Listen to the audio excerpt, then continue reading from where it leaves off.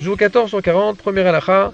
Si quelqu'un se trouve à table avec plusieurs personnes et les gens commencent à parler du Lachon Hara, alors il a le devoir de les réprimander et de leur dire sachez que c'est interdit de faire ce que vous faites, de dire du Lachon Hara.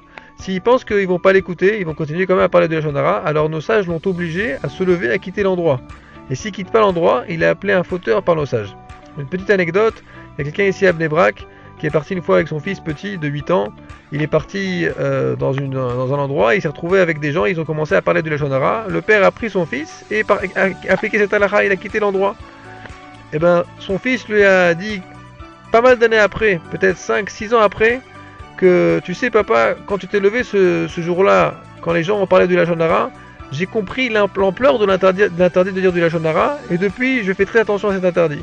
Donc combien des fois un petit geste il peut faire beaucoup. Deuxième halakha, si quelqu'un maintenant il n'y a pas la possibilité de s'enfuir, par exemple il est dans un train ou dans l'avion ou un endroit où il peut pas partir de là-bas, alors il devra faire 4 choses. Premièrement, il devra décider qu'il ne croit pas ce que les gens ils sont en train de parler, il doit pas les croire. Deuxièmement, il doit pas être content, il doit pas faire un kiff de ce qu'il entend de ces gens-là. Troisièmement, il doit faire aucun signe de la tête qu'il est d'accord avec ce qu'ils disent. Et quatrièmement, si c'est possible, quatrièmement c'est que si c'est possible, c'est pas obligatoire, il doit montrer un visage un peu blême, montrer qu'il n'est pas content des propos qui sont dits. Chazak Obrou.